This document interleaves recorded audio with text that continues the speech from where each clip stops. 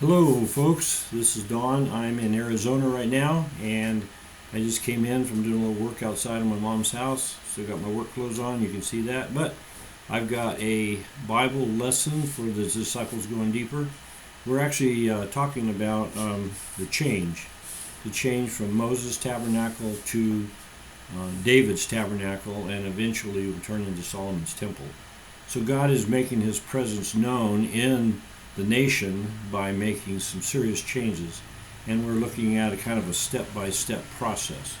And so we've looked at in the book of Judges how something called judges are now raising up.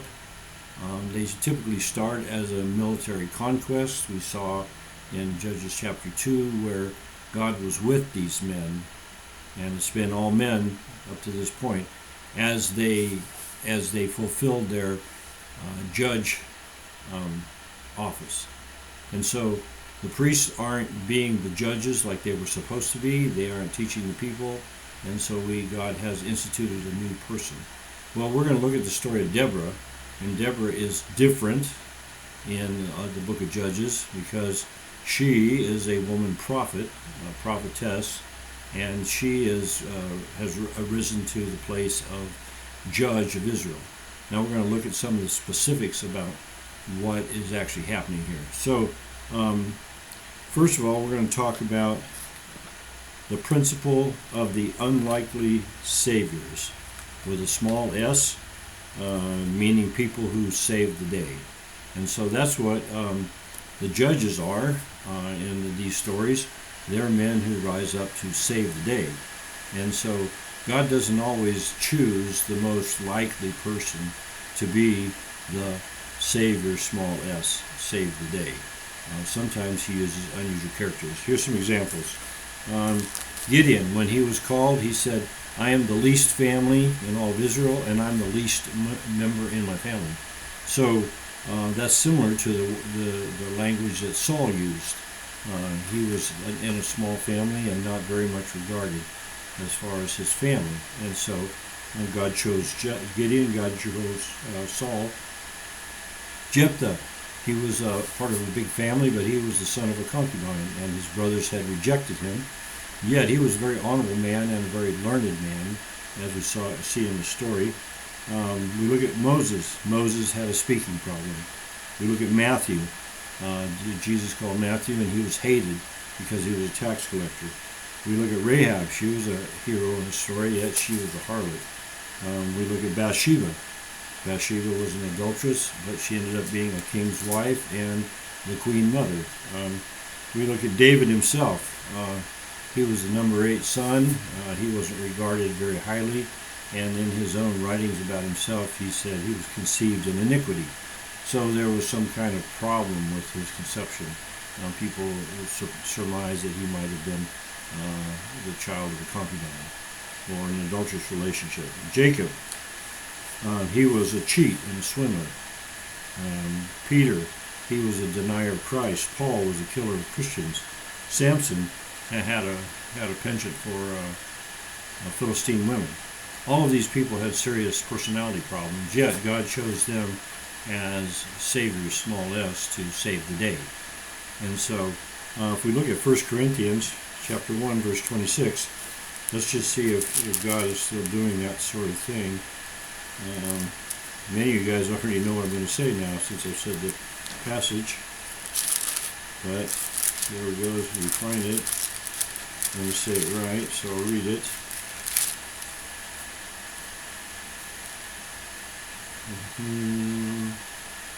First Corinthians, oops, what am I doing here? Okay, 1 Corinthians 1:26. So, consider your calling, brethren, this is starting in verse 26, that there were not many wise according to the flesh, not many mighty, not many noble, but God has chosen the foolish things of the world to shame the wise, and God has chosen the weak things of the world to shame the things which are strong, and the base things of the world and the despised. God has chosen the things that are not, that he might nullify the things that are. Okay, here's a purpose statement. There's an inferred purpose statement that I'll talk about next, but the stated purpose statement that no man should boast before God. So in delivering people, God doesn't want any man taking the credit, or woman. Whoever takes the credit is taking credit away from God. And God wants no person taking the credit. Okay, the other thing that's assumed here is God, when it says that God has chosen the things that are not, that he might nullify the things that are. There are some things out there, powerful things, and God has purposely chosen a technique where he takes things that are not and uses them against the strong. And so he does this as a challenge, just to show that he is not only in a superior position, but he's also superior in every way.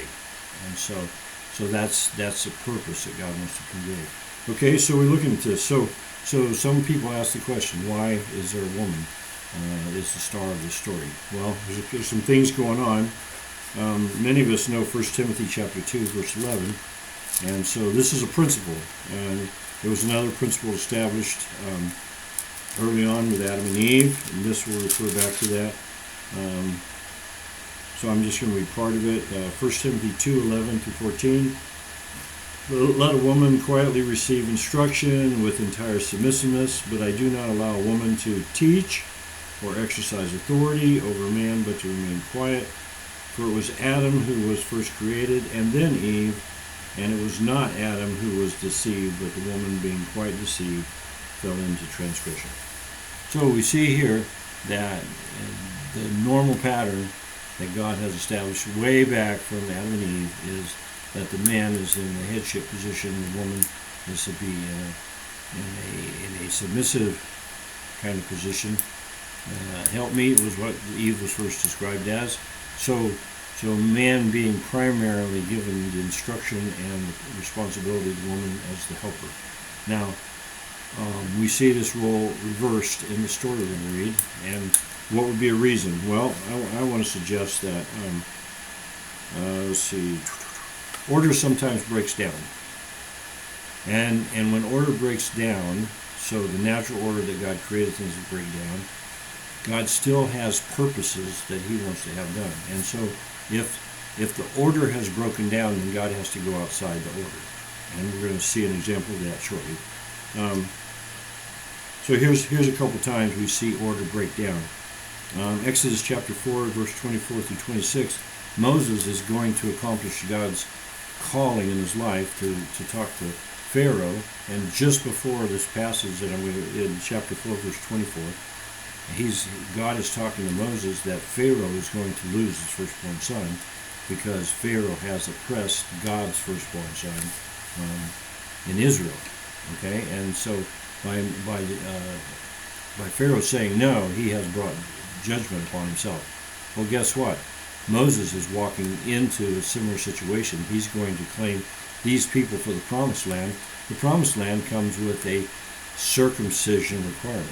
Even though the law has been given, Abraham was told to circumcise, and it's connected to the land, inheriting the land. Now they're going to go to inherit the land, but Moses has not circumcised his own son.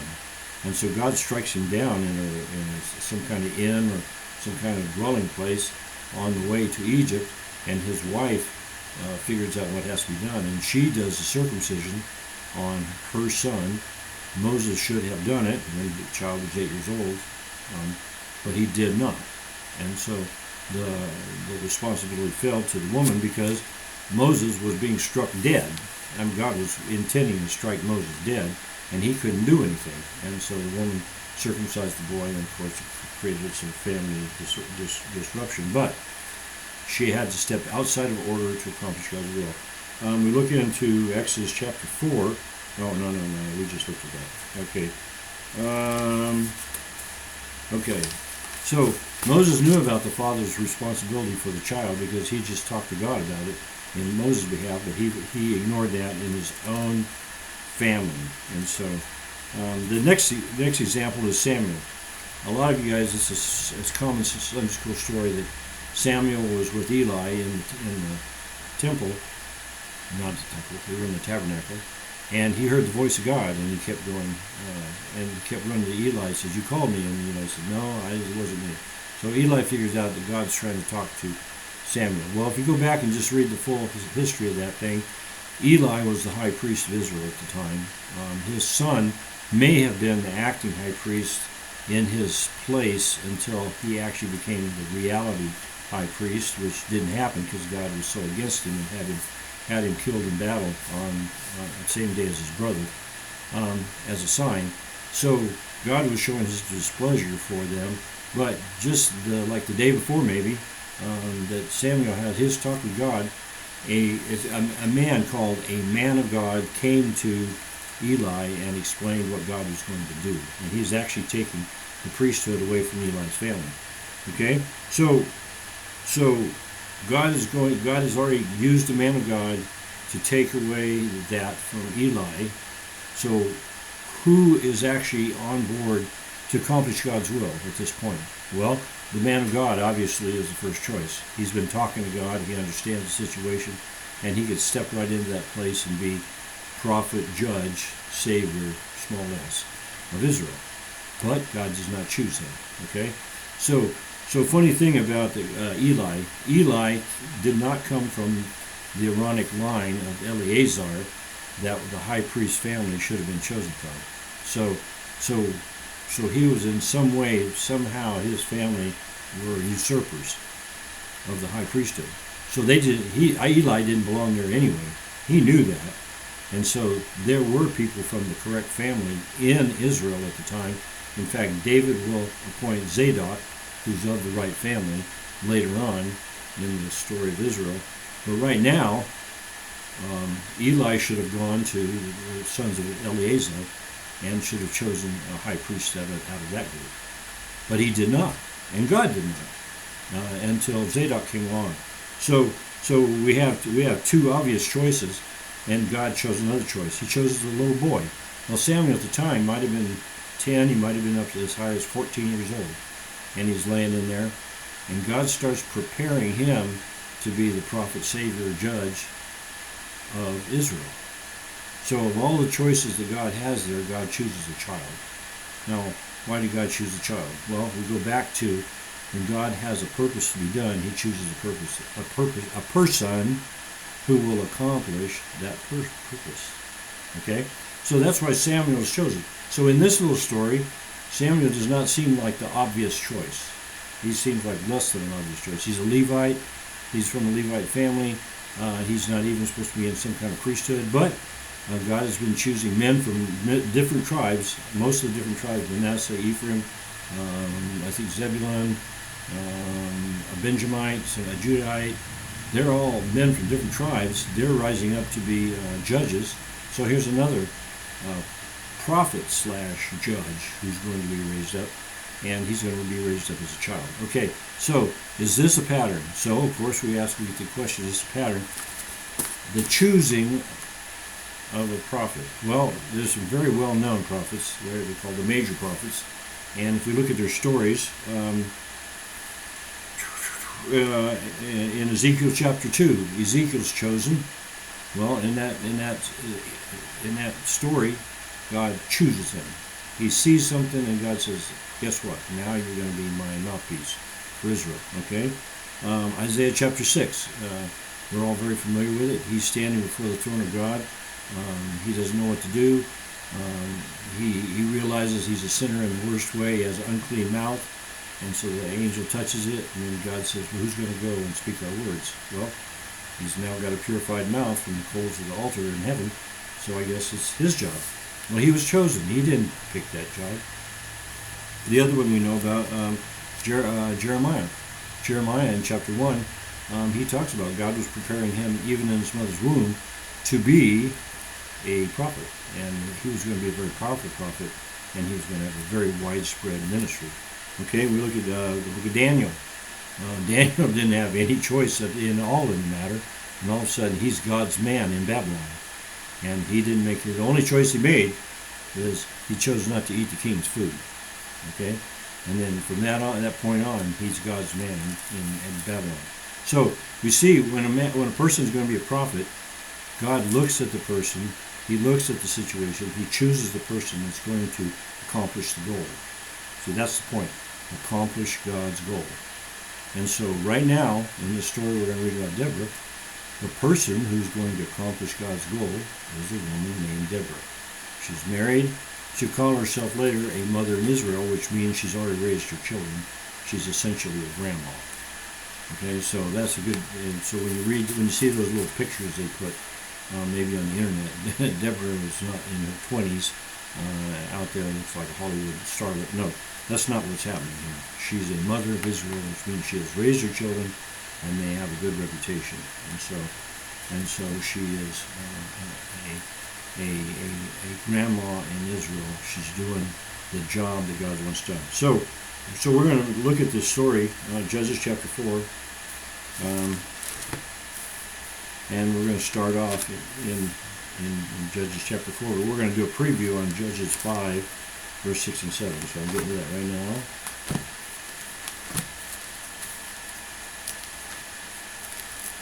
Okay, here we are, Judges chapter 5. We're going to preview this in chapter 5, verse 6 and 7. In the days of Shamgar, the son of Anath, now he was one of the other previous judges, and in the days of Jael, that's one of the ladies that's in the story that we're going to be studying about, the highways were deserted, and travelers went by roundabout ways. Okay, so there were the things called these thieves, these highwaymen, that hung out around highways because that's where the money flowed, that's where the trade flowed, that's where things moved around. Well, that was shut down because there was no law, and the Canaanites were in charge, and they had no intention of letting the Israelites prosper. And so if anybody wanted to move their body or move their products around, they had to take the paths, not the roads. They had to take the paths. And so it says they went by roundabout ways, which means, and I've been on those things, they're like trails, they're hiking trails. And they're not in the obvious place, and they're not where you can always see. In fact, they're usually in places you can't see. And so that's the situation that's going on right now, when Deborah is going to step up and take her role. We're going to see that in chapter 4, verse 4 and 5. Now Deborah, a prophetess, and the Hebrew says a woman prophet, the wife of Lapidoth, is judging Israel at that time. Okay? And she used to sit under the palm tree of Deborah between Ramah and Bethel in the hill country of Ephraim, and the sons of Israel came up to her for judgment. Now, I've looked at a map of this. This is a little bit north and a little bit west of Jerusalem. But Jerusalem's a nothing place right now because David hasn't taken it. It's actually a place that is full of Jebusites. And Shiloh is the spiritual center. Well, it's about 50 miles more north, and it's in a little more secluded area than where Deborah is. Deborah is close to where she was born in the family, and she's by a palm tree. Now, there's one other Deborah in the scriptures, and she was associated with a tree, and I haven't researched that out. I'm not doing what I would typically call an exhaustive study of this. What I'm doing is I'm highlighting the elements that show elements of change. And so if you want to search this out yourself, there's another Deborah. I believe it was a nurse of Rebecca, and she did something under a palm tree also, or another tree. So here we have her sitting under a palm tree. Well, this is hill country, and a palm tree in the hills is going to be very easy to see from a long way off, because it's actually an unusual piece of plant life in the hills. So palm trees are usually down by the river. Okay, so there's a palm tree in the hills, and she's going to sit under it, and people are getting there not by the road. They're not going on the road. They're going on pathways. And so if you look at this picture and you think through it, people are going to her. Why? Okay, Shiloh's just a little ways up the road. There's a bunch of priests and stuff. There's always more than one right there, always serving. Why are they not going there? Why are they going to her? Well, I'll tell you what, the people vote with their feet, and they vote with their pocketbook, and a lot of people know that. Marketing knows that. So if they're getting what they're expecting, so let's think about the process. So we need to have a judge, which means there's two people who are in disagreement, and somebody has to help them work it out. And so she's been successful. Whatever she's doing, whatever her ministry is, she is successful because she doesn't have a sign, she doesn't have internet, she doesn't have nothing. You have to go looking for her, and you go on this path, and you see a palm tree on a hill across the way, and you work your way over there, and there's a woman sitting there, and she helps you with your problems. You see that? See how unlikely that is? And so there's an organized temple with guys and building and all this stuff farther north, but people aren't going there because she's getting the job done. And see, that's what God wants to happen. He wants the job to get done. People have this need. So if you have two people warring in a city or in a town, and most of these places were towns and villages back then, and these two people are warring, there is no peace in that town because people choose sides. Okay? Their family, and other people down at the bar or whatever, they're going to pick sides. And it's always going to be a problem. Somebody has to be a peacemaker. Somebody has to work this stuff out. And God has instructions in His Word about how to do that. And so people have to know His Word. Well, there's only one person right now in the whole kit and caboodle that knows that. And that's Deborah. And that's where they're going. Okay? So in this story, Deborah is the person that's getting the job done. She's not advertising herself. She's not presenting herself as anything else. But she is a prophetess, and she's doing the job. Okay? So that's what we know about her. And we can't really go beyond that. It's a wonderful story. If you guys want to spend some time, I keep getting distracted every time I go to this story. This is one of my favorite stories. There's some crazy, wild things that God did in this story. I mean, crazy wild. And maybe someday I'll do that. Okay, so catch up on my notes here. So that's the reason she's there. So God chose her. She's only a prophetess because God chose her. She's a prophetess because God chose her, and she's doing the job. And so we're going to see part 2 of her job. As we see the pattern in Judges, the people get sick and tired of what's going on, and they realize that their own actions have caused the problem, and now they need to cry out to God for deliverance because of their own actions. So they're going to cry out to God, and God makes arrangements. Okay, so here we're going to see how this arrangement goes. If we look at Judges 4, verses 6 through 7, I want you to pay attention that God is engineering this delivery. There's going to be a delivery, and God's going to engineer it. So let's just watch how it goes. Now she sent and summoned Barak, the son of Abinoam, from Kadesh Naphtali, and said to him, Behold, the Lord, the God of Israel, has commanded, Go and march to Mount Tabor, and take with you 10,000 men from the sons of Naphtali and from the sons of Zebulun. Seems pretty darn specific to me, okay? And I will draw out to you Sisera, the commander of Jabin's army, with his chariots and his many troops, to the river Kishon, and I will give him into your hand. Then Barak said to her, if you... Oh, I'm not supposed to read that. Let's stop right there. Okay, so if you look at the story, God has initiated this deliverance plan, okay? And He told Deborah, and Deborah is a prophetess. And so now she's called the man that this is delivered. God has already picked the man. He's already picked the tribes. He's already picked the strategy, and it's all in the works. And so she delivers this message to this man.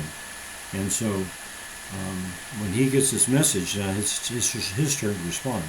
Now Deborah has obviously stepped into a place of a man's job.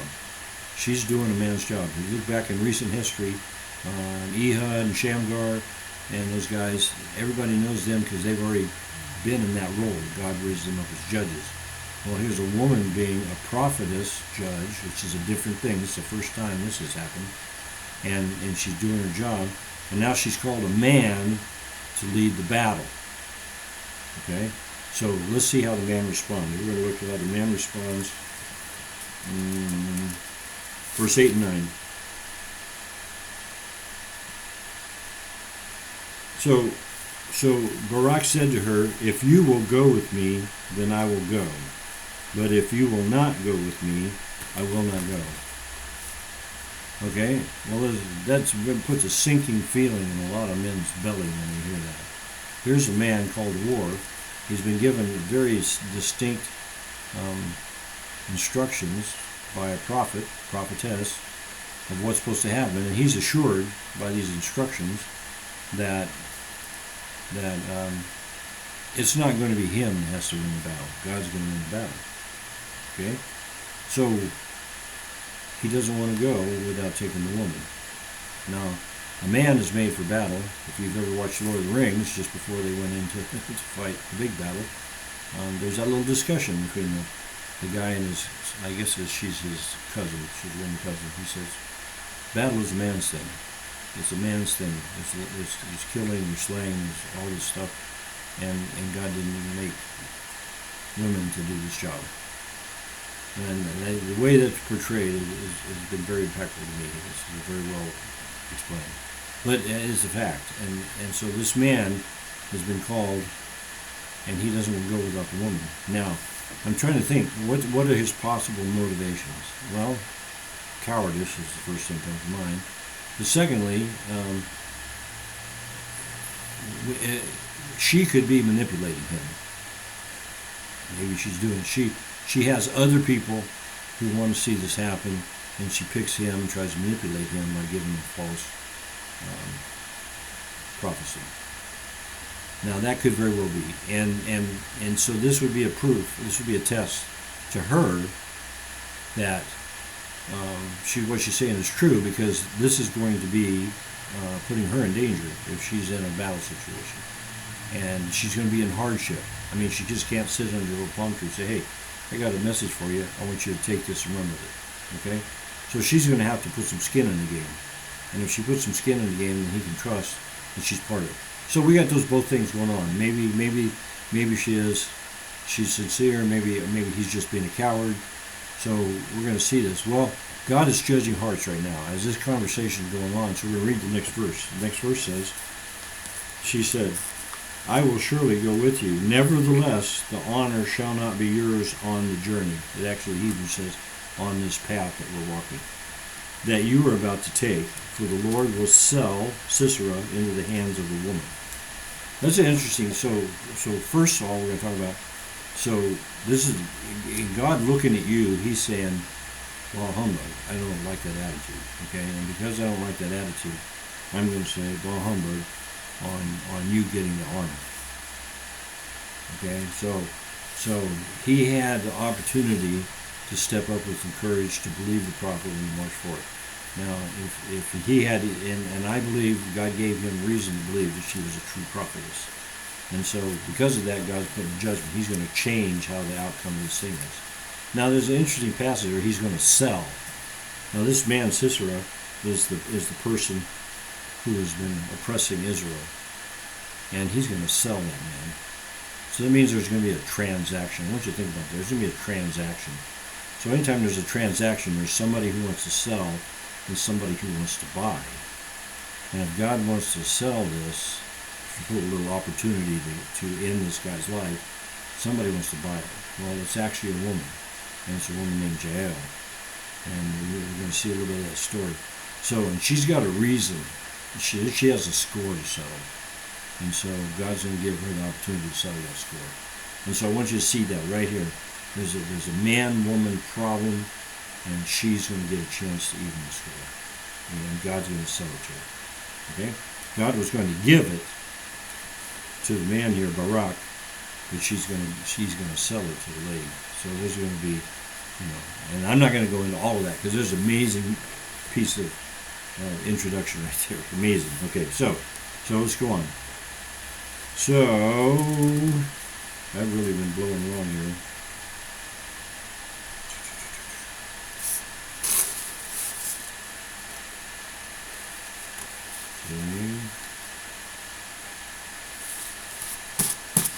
So we're going to talk about the other reason that maybe there's women involved in this story in such a powerful way.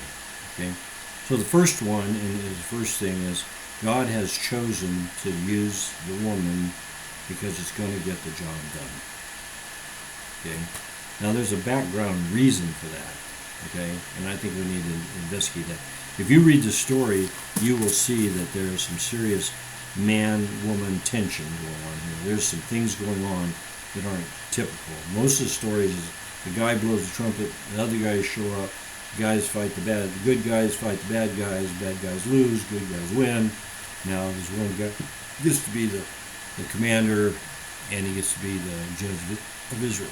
Okay, there aren't any women in the story. In this story, the women are playing a really big part, and there's evidence of tension between them. And we just saw the first example of the tension. There was a man called to do a man's job, go to work, and he doesn't want to do it without the woman. And God says, bad choice. I would have preferred that you took up the challenge and went and took care of business. Okay, so that's the first example right there.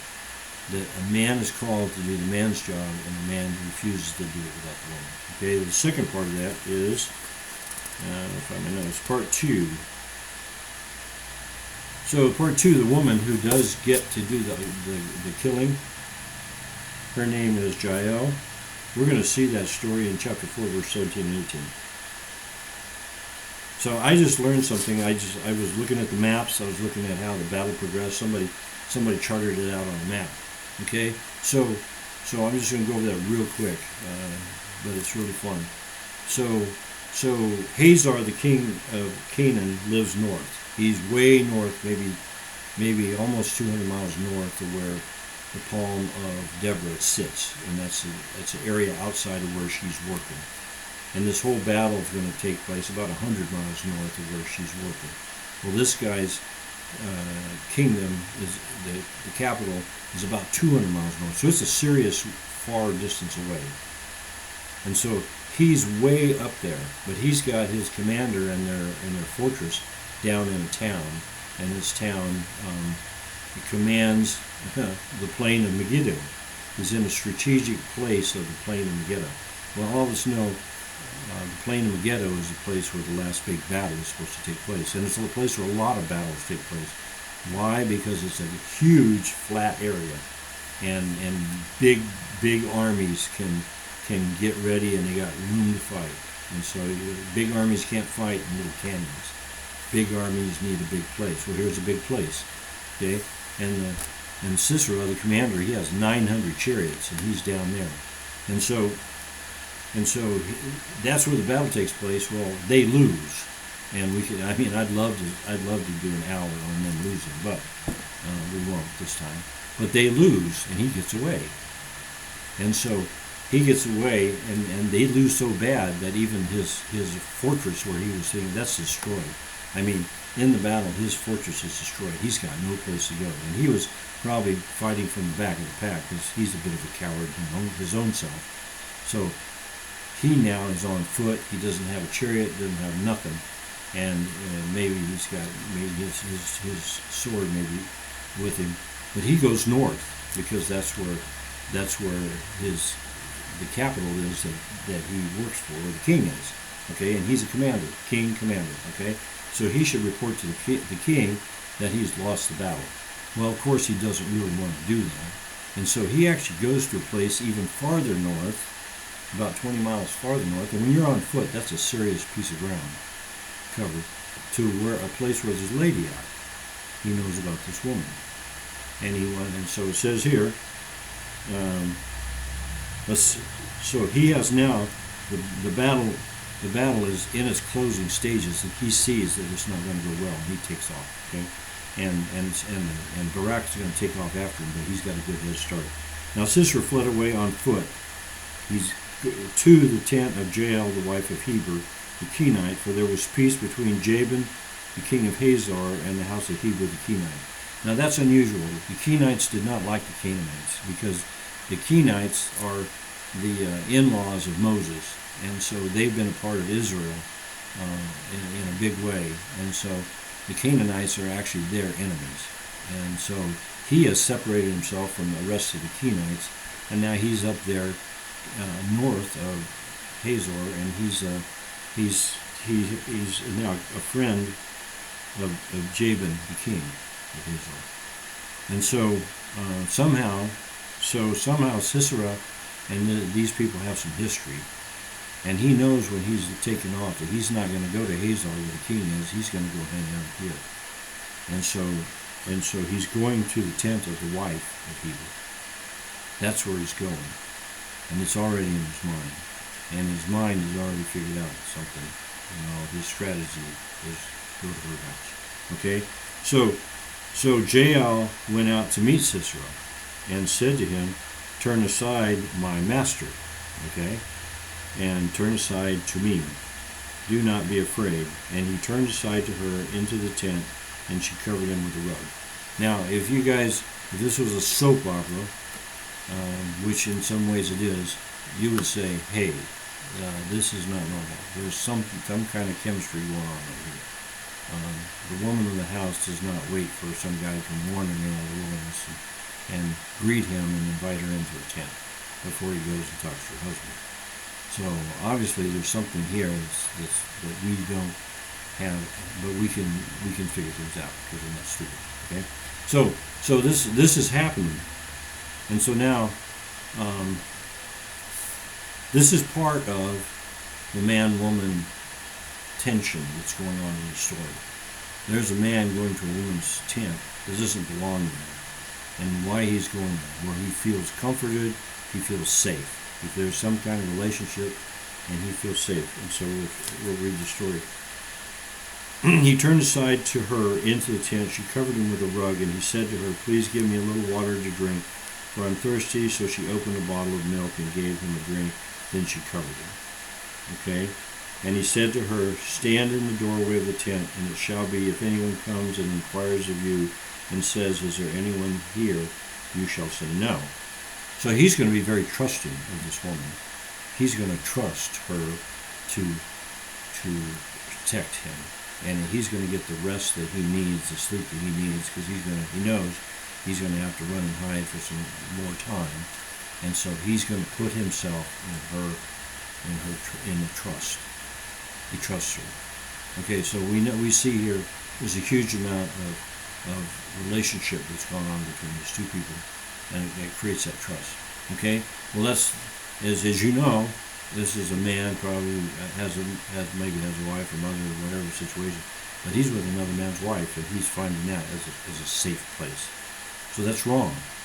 And the man not going to war, that's wrong. And so it's that man-woman relationship. Okay? So the next part of it is how that goes on. You go to verse 5.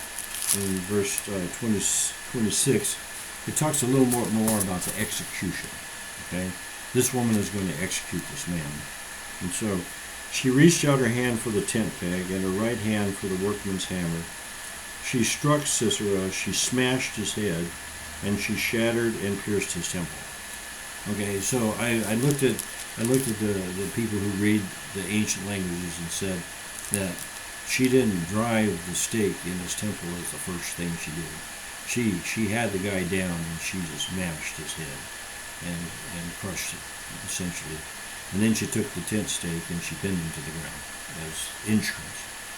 And so then she makes a statement. Then this is chapter 5 is a song, a poetry song. It might have been rap, I don't know. I doubt it. But it might have been like that. This is a story that's being told, and it has aspects of the story that's not in the chapter before.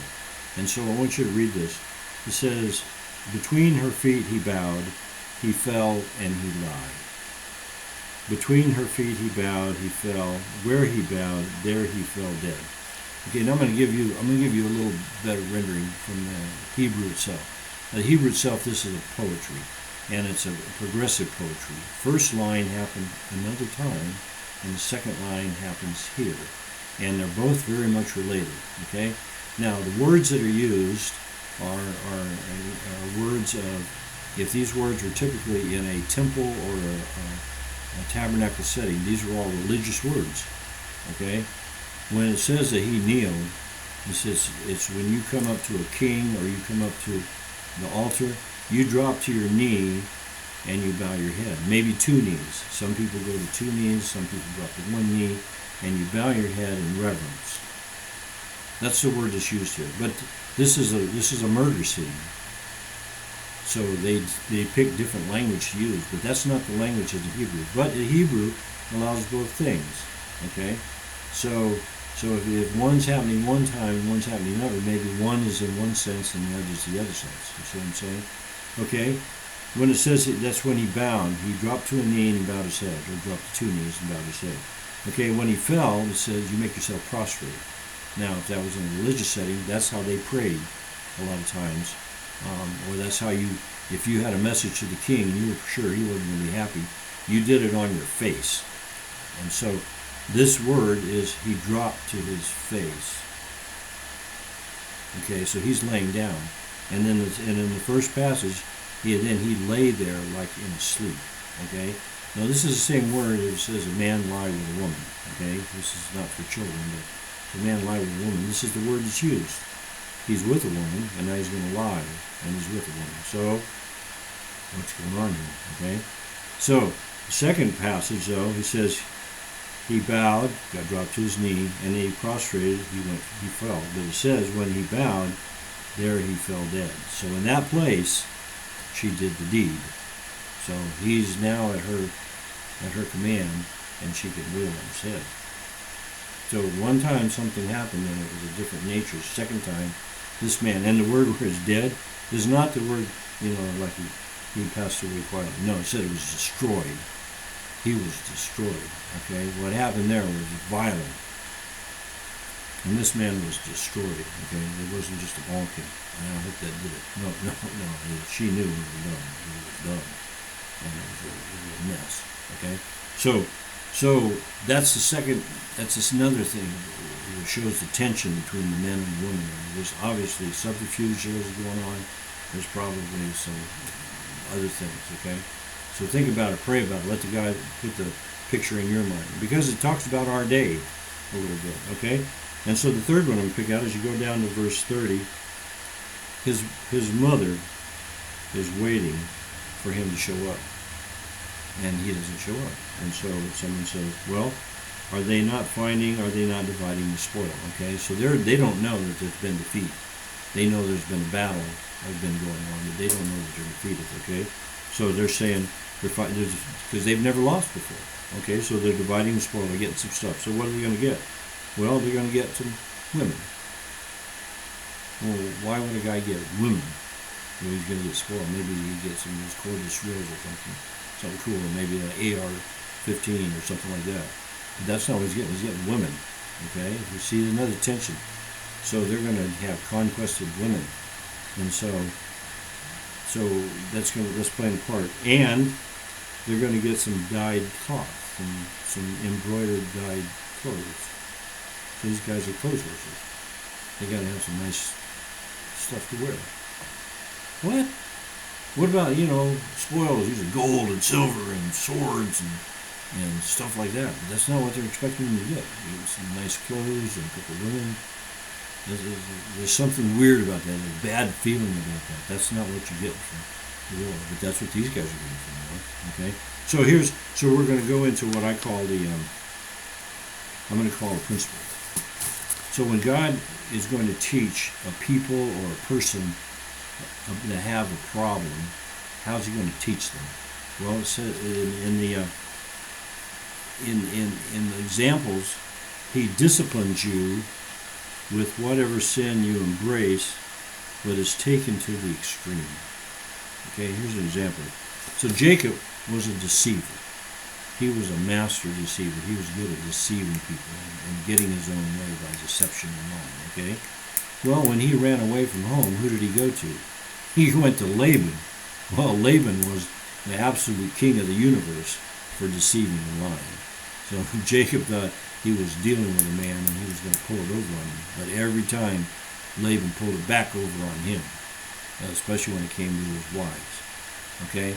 And so Laban was the master deceiver. So if Jacob thought he was a good deceiver, he learned to hate deceiving because Laban deceived him masterfully. Okay, so that's one way God will use to discipline us. Here's another one. Goliath. They said Goliath was a warrior since his youth. Well, who did he lose to? Well, David, who was a warrior in his youth.